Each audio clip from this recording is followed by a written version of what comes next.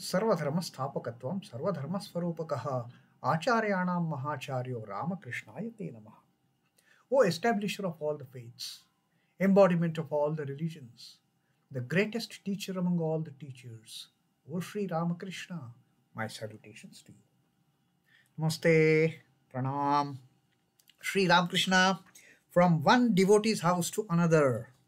He is on a wonderful devotional trip for that matter. He had come to Balram's house, then he went to others' house, and the last teaching at others' house was that God wills a person to turn Godward. It is only through the God's will. God has put this veil of ignorance through Mahamaya in front of us, and He has made us forget our true inheritance, our oneness with the God. He has made us forget it through that ignorance, through that illusion created by Mahamaya. And again, it is the God who lifts that veil, who makes Mahamaya lift the veil and then brings out that restlessness to attain the God, brings us that yearning, that earnestness to tread the path of spirituality and get us into the holy company. Then we start seeking the holy company. And this role of Mahamaya, Sri Ramakrishna had also told that it is so great that under the spell of this illusion created by Mahamaya, even the gods and the divine souls, they have to cry. Ram cried for Sita. He knew very well Sita was the part and parcel of the Adi Shakti, but still when he could not see Sita around, Ram wept and wept and wept when Ravana forcefully took Sita away to Sri Lanka. So that is what happens. Sri Ramakrishna says that ensnared by Maya, even Brahma starts crying. The holy tree of Brahma, Vishnu, Mahesh are also not, they don't escape from the illusion created by Mahamaya. And how? He had, through that wonderful story from the Bhagavad Purana, he had told that how Lord Vishnu, in that Varaha avatar, he forgot to go back to his own loka, and that Varaha avatar, he was rearing the little ones he had given birth to as a soul, and he was happily nourishing them, feeding them, those little ones, and he had totally forgotten about his existence as Lord Vishnu. Finally, all the gods, they ran to Lord Shiva and told him, look, Vishnu has totally forgotten. He has so much come under the spell of Mahamaya. And Lord Shiva came and told Vishnu, come man, now it is time for you to go back to your own duty. Vishnu said, no, I am so happy. See, my little ones. So much was the influence of Mahamaya. Then Shiva had to destroy that body of So and release Vishnu from that body and then send him back to his own abode. So that was the instance, that was the story that Sri Ramakrishna had told to make that point clear. How strong is the illusion created by Mahamaya, and how the gopis, in fact, they had also worshipped Mahamaya in the form of Katyayani and performed that Katyayani Vrata to become united with their beloved Krishna. So that is the role that Mahamaya always plays, and we have to pray to her. We have to pray to God, oh, please remove this ignorance from us. Please get rid of this illusion that the Mahamaya has created so that we start getting restless for you. We become restless for your vision. We become restless to become one with you. So that was the kind of time that Sri Ramakrishna spent at others' house. And next he came to the house of his another great disciple, great devotee, Ramchandra Datta. In fact, Ramchandra Datta was one of the foremost disciples of Sri Ramakrishna, and he was one among the very few who declared, who announced Sri Ramakrishna to be the incarnation of God. So that was his dedication, that was his devotion, that was his surrender to his guru, to his all in all, to Sri Ramakrishna. Ramchandra Datta, since Sri Ramakrishna was to come to his place, he had made elaborate arrangements, and he had also organized a Harikatha, the recitation of Bhagavad Purana, a kathak, a kathakar. Kathak is one who narrates the stories from Bhagavad Purana. So he was, when Sri Ramakrishna came, that kathak, the one who, the storyteller, he was already in the midst of telling stories from Bhagavad Purana. He was narrating the story of King Harishchandra, how Maharshi Vishwamitra tested the strength of Harishchandra's keeping vow of truthfulness, and how Harishchandra had to go through such a severe bad times created by Maharshi Vishwamitra. And then finally Vishwamitra was extremely happy with the truthfulness of Harishchandra, and then he brought him out of that misery, brought him out of that pathetic phase that he was undergoing in his life. Then devotees listening to the story of Harishchandra and how bad circumstances, the entire family, Harishchandra, his wife, his poor son, they all underwent. Devotees started shedding tears. Then Sri Ramakrishna, he told the kathak, the storyteller, that please tell us a story of Uddhava. Uddhava is a friend of Lord Krishna, a great devotee himself. And Uddhava, the storyteller, he started narrating the instance of Uddhava coming to Vrindavan. And the gopis of Vrindavan, they are asking Uddhava, how is our Krishna in Dwaraka? They were not at all aware how Krishna is doing there. And they started taking him around in Vrindavan. And this was the part of this storytelling. They showed him the Yamuna, this is where we all played. They showed him the groves, this is where we played. They showed him the place where Krishna had killed the demons sent by his maternal uncle Kansa, and all the glories of Krishna they started narrating to Uddhava. And then Uddhava also started praising Krishna. Uddhava started saying, Krishna is God himself. By meditating on him, man escapes from birth and death in the world, in this world, and attains liberation, attains mukti. So Uddhava started glorifying the greatness of Krishna. And what was Gopi's answer to him? Gopi's answer to him, we do not know all those big thoughts, big words like this, liberation and all. We just want our Krishna. We want to see Krishna in our hearts. We want to see our Krishna the way we saw in our hearts. The gopis were not accepting Krishna other than the shepherd Krishna, other than the cowherd boy Krishna. When the gopis had gone to Mathura, the moment they saw Krishna decked in that princely robes and the royal robes, they said, no, this is not our Krishna.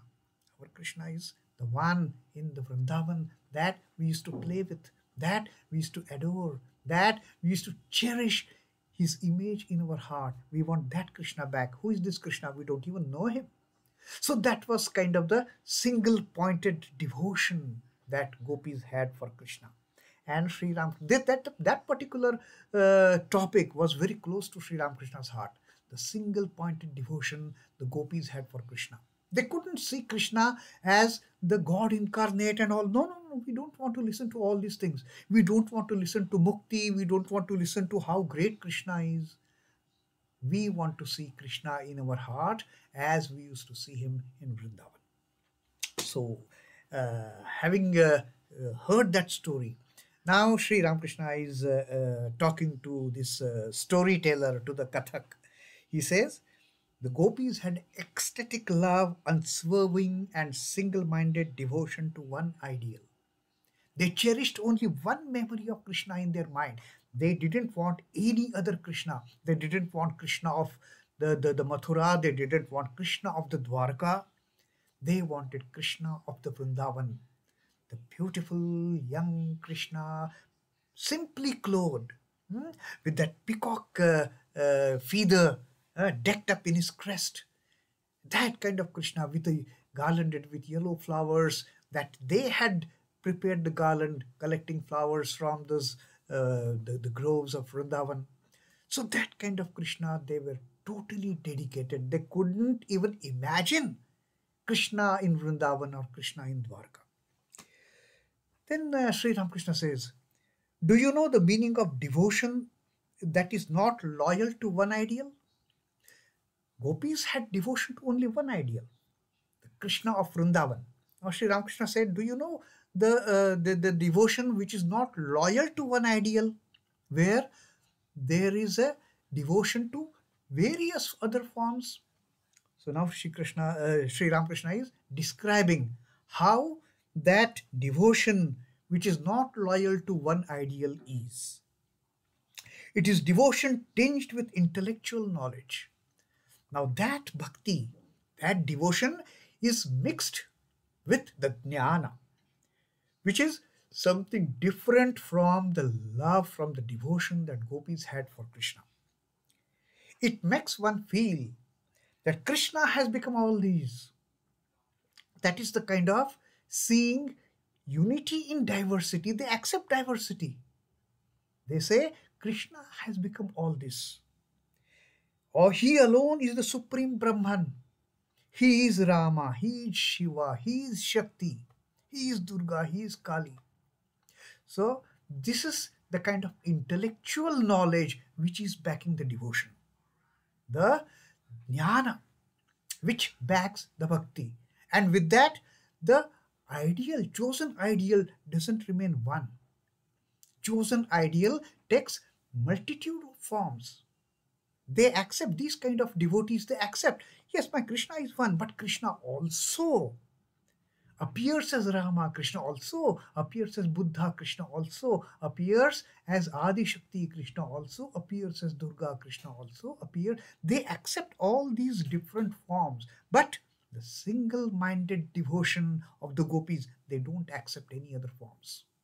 So that is the difference between single-minded devotion and the devotion which is tinged, which is not loyal to the single ideal. But this element of knowledge is not present in ecstatic love of God. The ecstatic love of God, the prema bhakti that Sri Ramakrishna always talks about, the raga bhakti, it doesn't have any scope for the multitudinal ideals. Once Hanuman came to Dwaraka and wanted to see Sita and Rama. Now Hanuman is a staunch devotee of Rama and Sita. He came to Dwaraka. And Krishna knew that, okay, now Hanuman has come to meet us. And Krishna tells his wife Rukmini. Krishna said to Rukmini, his queen, you better assume the form of Sita. Otherwise, there will be no escape from the hands of Hanuman. Hanuman was so loyal, like gopis. They were loyal only to Krishna of Vrindavan. Hanuman, his chosen ideal was none other than Rama. That's it. Although intellectually, he knew that Rama and Krishna, they are one and the same. But no, when it came to seeing the chosen ideal, when it came to Dwaraka, Hanuman could never have accepted seeing Krishna and Rukmini sitting there instead of Rama and Sita. So Krishna tells Rukmini, come Rukmini, take the form of Sita. And Krishna also would have to take the form of Rama to appease the devotion of Hanuman. Hanuman could only recognize Ram and Sita. So that is the single-pointed bhakti Sri Ramakrishna says. It is unique in its own case. That is the ecstatic love. That is the prema bhakti. That is the raga bhakti, Sri Ramakrishna says. Then he gave also another example, another story from the Mahabharata. Once Pandava brothers performed the Rajasuya sacrifice, the Rajasuya yajna, after the victory in the Mahabharata war, then the Pandavas, they performed this Rajasuya yajna. All the kings placed Yudhisthira on the royal throne and bowed low before him in homage. Yudhisthira was placed as the the king of the kings. On the throne he was, and everybody started bowing down before him, and they bowed low before him to offer their reverence, to offer their respect. But Bibhishana, King of Ceylon, now Bibhishana was also invited to attend that function of Rajabhishek of Yudhisthira. So Bibhishana came, but Bibhishana would never bow down before anyone else than Rama. Bibhishana, the king of Ceylon, said, I bow down only to Narayana and to no one else. He said, how can I bow down before this Yudhisthira? Who is he? I bow down only before Narayana. And then to teach him a lesson, then to teach him the humility. What happens? At these words, Lord Krishna bowed down to Yudhisthira. Lord Krishna is Narayana. At least that compromise Bibhishana had made. He accepted Lord Krishna as Narayana. It is not just he, unlike Hanuman, he accepted only Rama as Rama, and he couldn't tolerate, he couldn't accept seeing Krishna as Krishna. But Krishna had to assume the form of Rama to appease Hanuman. But here Bibhishana accepted. So Krishna bowed down before Krishna, offered salutations to Yudhisthira as Rajadhiraj. And having seen the Narayana bowing down before Yudhisthira, only then did Bibhishana prostrate himself, crown and all, before Yudhisthira. So this is what happens in case of those who get into that single-pointed devotion. Hanuman, Radhika, even Bibhishana for that matter. Here he made an exception, but then he saw Narayana in Vishnu, or I mean Krishna also. So he bowed down only before Narayana. And therefore, he was not willing to bow down before Yudhisthira. So Krishna bowed down before Yudhisthira. And seeing Narayana bowing down before Yudhisthira, he also bowed down, he prostrated himself, crown and all, before Yudhisthira. So that is the single difference that Sri Ramakrishna has explained about what is the single-pointed devotion, the ecstatic love, the prema bhakti, the raga bhakti, that gopis could not accept seeing any other Krishna from the Krishna of Vrindavan. For them, Krishna of Mathura was no Krishna. For them, Krishna of Dwaraka, what Uddhava was telling them about. Oh, such a great person, he gives mukti. No, we don't want mukti and all that. We don't know anything about mukti. All we want to see is Krishna of Vrindavan that we played with. That Krishna on Vrindavan that we are devoted to. Only we want to see that Krishna. Hanuman, when he went to Dwaraka, he wanted to see only Rama and Sita. He did not. Intellectually, he knew that what Rama was is also Krishna. But no, from his devotional perspective, there is no knowledge mixed with devotion here. It is a hardcore devotion. Knowledge-wise, yes, Hanuman knew Krishna and Rama, they are one and the same thing. But no, when it comes to the point of devotion, my Rama is my Rama. So Krishna had to tell Rukmini, come, let us take the form of Rama and Sita. Otherwise, Hanuman will create tantrums having come to Dwaraka. It will be a tough time for us to explain to him. So let us assume the form of Rama and Sita and appease Hanuman's devotion. So that is the difference between the single-pointed devotion and the devotion which is not loyal to single ideal. That is Sri Ramakrishna's teaching.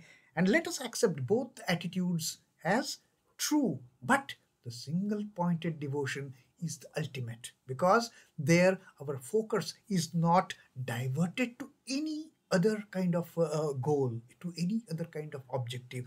Our goal is fixed with one chosen ideal. Om Namah Shri Bhagavate Ramakrishnaya. Sri Ramakrishna Arpanamastu. Jai Thakur, Jai Ma, Jai Swamiji.